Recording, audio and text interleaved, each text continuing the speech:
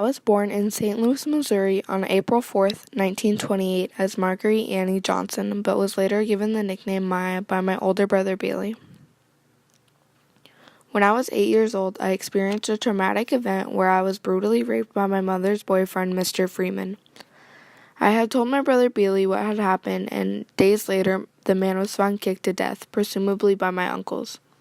My 7-year-old logic told me that my words had killed the man, so I stopped speaking to everybody except for my brother Bailey for about 5 years because I believed that my words were powerful enough to kill the man.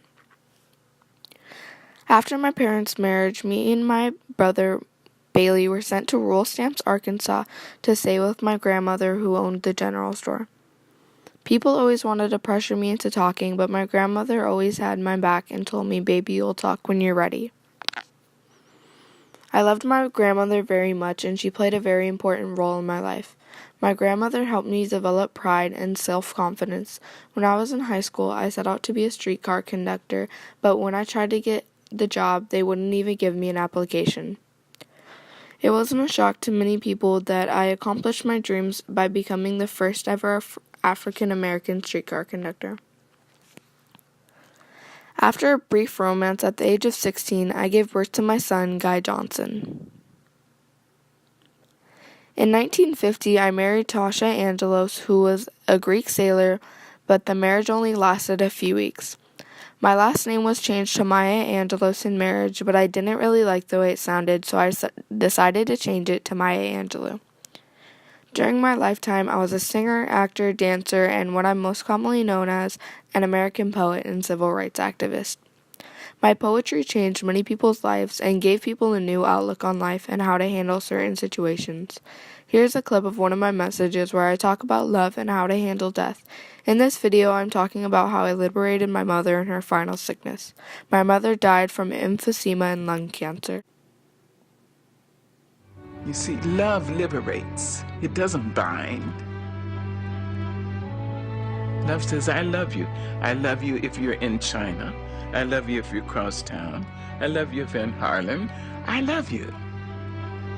I would like to be near you. I'd like to have your arms around me. I'd like to hear your voice in my ear. But that's not possible now, so I love you. Go. My most popular book I ever made was published in 1969 and was titled I Know How the Caged Bird Sings. Here's a clip of me receiving the Presidential Medal of Freedom in 2010 from Barack Obama. Out of a youth marked by pain and injustice, Dr. Maya Angelou rose with an unbending determination to fight for civil rights and inspire every one of us to recognize and embrace the possibility and potential we each hold. With her soaring poetry, towering prose, and mastery of a range of art forms, Dr. Angelou has spoken to the conscience of our nation. Her soul-stirring words have taught us how to reach across division and honor the beauty of our world.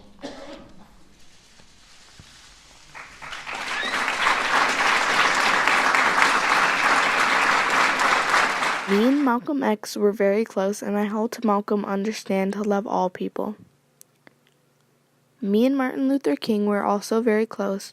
Martin Luther King wanted me to help him raise money for a Poor People's March. I had promised Dr. King that I would go back for 1 month and try to raise money for his Poor People's March. I told him I couldn't do it until after my birthday. I was cooking dinner for my birthday party in New York when my friend came in and asked me if I had listened to the radio or television.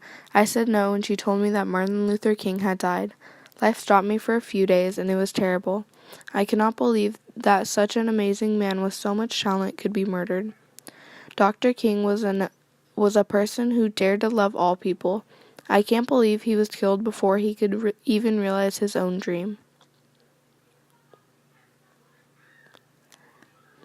I died May 28, 2014, at age 86 in Winston-Salem, North Carolina, due to heart problems. My funeral was on June 7th and had Oprah, Bill Clinton, and Michelle Obama, along with many others, as people who spoke.